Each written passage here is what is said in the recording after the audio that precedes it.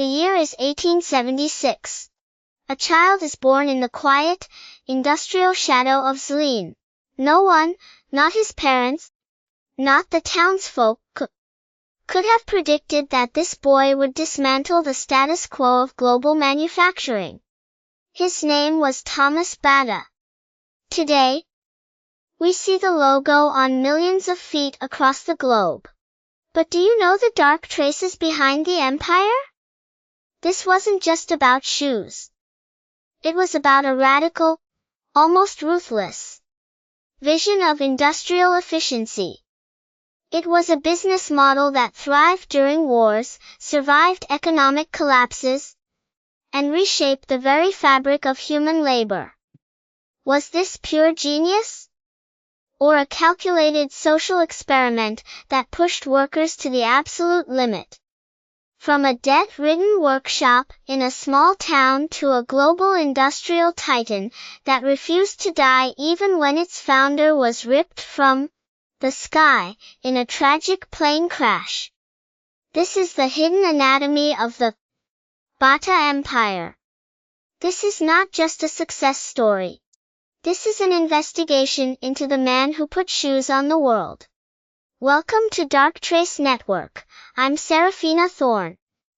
In the late 19th century, the Industrial Revolution was tearing through Europe like a wildfire. Traditional craftsmanship was being rendered obsolete by the machine. In this turbulent landscape, Thomas Bata, alongside his siblings Anna and Antonine, established a small shoe workshop. The reality? It was a struggle for survival. Debt, limited capital, and failing machinery defined their early years. But Thomas saw what others didn't. He realized that high-quality footwear was a luxury reserved for the elite.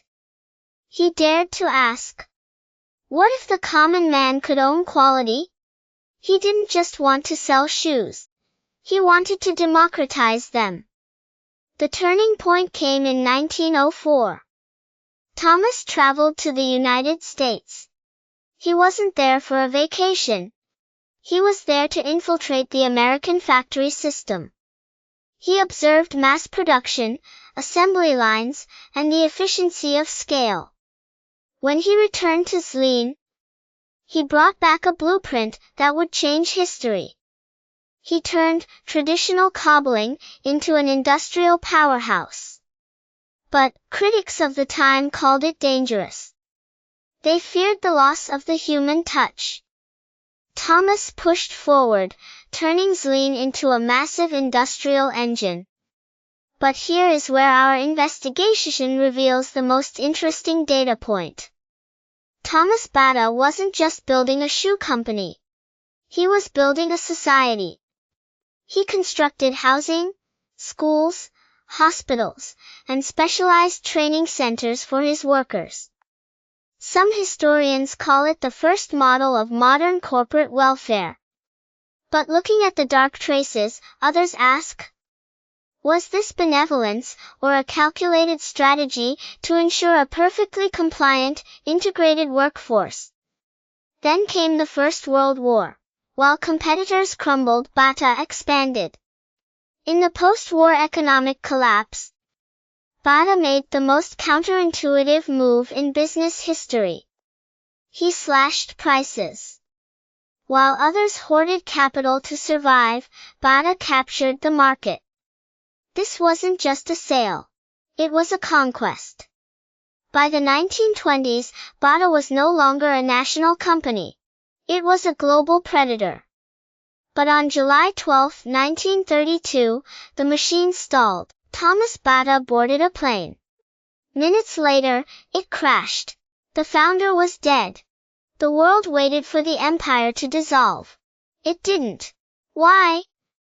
Because Thomas Bata hadn't just built a company. He had built a self-sustaining system. His successors didn't just maintain the empire. They scaled it across Asia, Africa, and the Americas. Today, when we analyze the Bata legacy, the truth is clear. The shoes were secondary. The real product was the methodology. It was the belief that ordinary people deserved quality, and the belief that business could be an architect of society. But the question remains, can a single individual's vision truly defy the volatility of history? Thomas Bata proved that empires can be built on the back of a singular, uncompromising idea. I'm Serafina Thorne. Thank you for watching DarkTrace Network.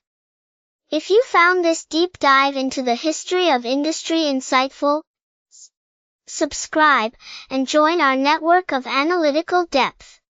Leave your thoughts in the comments below. Was Bata a visionary for the people, or a master of industrial control? We want to hear your perspective. Stay vigilant, stay informed, and remember, the truth is always somewhere in the deep. See you in the next investigation.